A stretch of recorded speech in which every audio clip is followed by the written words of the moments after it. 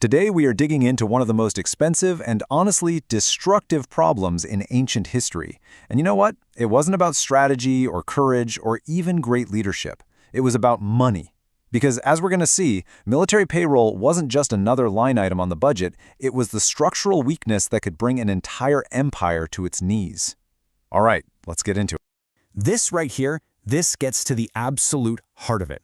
The second the pay stopped making sense, you know what happened? Loyalty just evaporated, faster than any ideology, any flag, any sense of national pride ever could.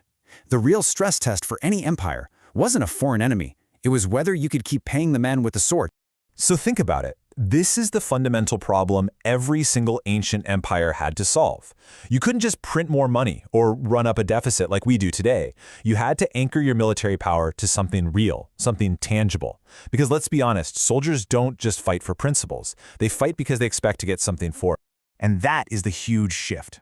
See, once armies stopped being these temporary militias called up for a single season and became permanent, professional institutions, well, war completely transformed. It became a relentless, year-after-year payroll problem. The challenge wasn't just winning a single battle. It was funding the whole machine, decade after decade. And no empire understood this better, or honestly pushed it further, than Rome. The Romans built their entire military and economic machine on a very specific, very valuable metal. Silver. Not promises, not paper, actual, physical metal. At its absolute peak, the Roman Empire kept a standing army of around 400,000 men. Now, this wasn't just a fighting force, it was a massive institution, and every single one of those soldiers expected regular pay, retirement benefits, and usually a nice plot of land after their service. This was the non-negotiable cost of keeping the whole empire from falling apart. And the denarius, this little silver coin, was the vehicle for all of it. It was literally the engine of Roman power. The amount of silver in that coin was the basis for the army's trust, and by extension, the entire empire's stability. The legitimacy of Rome was stamped right there on its surface. Okay, so what the Romans did was kind of brilliant. They created this perfectly self-sustaining system. First, they'd go out and conquer lands that were rich in silver, think modern-day Spain. Then they'd use that silver to mint coins and pay the legions. Those same legions would then enforce order, which allowed trade to flourish. And finally, taxes on that trade brought all those silver coins right back to the state, so they could start the cycle all over again. It was this amazing closed loop of power, money, and force. But what happens when a key part of that loop just breaks? By the 2nd century, the easy-to-get silver was gone. Mining got more expensive, and at the same time, military campaigns were getting costlier. So instead of dealing with this huge structural problem, Rome resorted to a fatal financial illusion.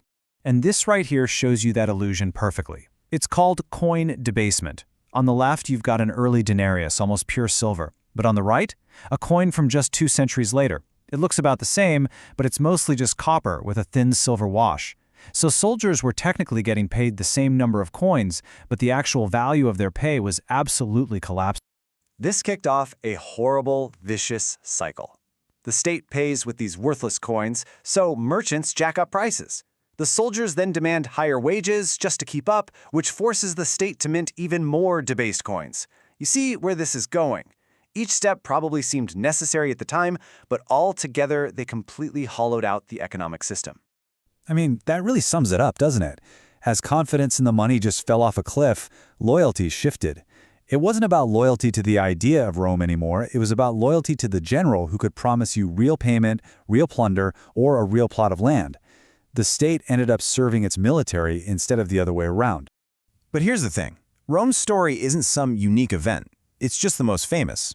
Other empires came up with different, but, equally flawed solutions to the very same problem. It just goes to show you, there was more than one way to get this wrong. Okay, first up, the Assyrian Empire. Their motto was brutally, brutally simple. The act of war was the payment. So for an Assyrian soldier, the reward wasn't some salary. It was the loot, the captives, and the land you got from the cities you conquered. Violence wasn't just a byproduct of their system, it was the system. But you can probably see the flaw, right? It only works if you keep expanding. The second the conquests stop, the whole incentive structure just falls apart. The early Islamic caliphates came up with a more organized system. They paid their soldiers with stipends from the state, and that money came from taxes or tribute that they put on the lands they conquered. And for a while, it worked great. As long as the empire was expanding, revenue was growing, and the soldiers stayed loyal. But yeah, when the borders stabilized, the system started to feel the strain. Now, Han China, they took a totally different path. They relied way less on money and much more on organization. The state basically mobilized the entire society. Taxes were paid in grain and cloth, and peasants had to perform forced labor, which directly supported the army's needs. It was super efficient, but it was completely dependent on having a strong central government to manage it all. And then you've got the Aztec Empire, which paid its armies with goods and with people. Cities they conquered were forced to deliver food, textiles, and even captives on a regular schedule. The army was basically the enforcer and the tax collector all in one. It was a pretty bureaucratic system, but it was incredibly brittle. If that tribute ever stopped, the whole political structure could collapse almost instantly. So when you look at all of them side by side like this, you start to see the pattern, right? Different civilizations, different tools, but the same underlying truth. Every single one of these systems had a critical point of failure. That moment where the cost of keeping the army going started to outweigh any of the benefits. And this is where the past starts to feel, well, a little uncomfortably familiar. We like to think we've solved this problem with our fancy budgets and bonds and central banks. But if you strip away all the modern language, the basic logic of how you fund military power hasn't really changed as much as we pretend. Let's just draw the parallels. What was coin debasement back then? It's what we call inflation today, a sneaky way for the state to pay its bills without openly raising your taxes. What were silver mines? Well, today, there's central banks controlling the source of all money. And national debt? Come on, it's just a modern form of tribute, pulling resources from the future to pay for today. So why does any of this matter to you today? Because these same mechanisms are absolutely still at play. Military spending is often treated as totally untouchable in budget talks.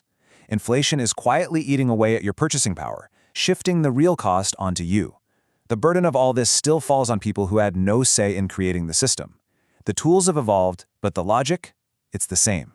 So the crucial point, the real takeaway here, is this. When the financial burden of maintaining force becomes unsustainable for a society, collapse doesn't just show up one day as a big event. It arrives as a slow erosion, first of trust, then of stability, and finally of the society itself. And that leaves us with one last thought. Understanding this history, it's not just some academic exercise.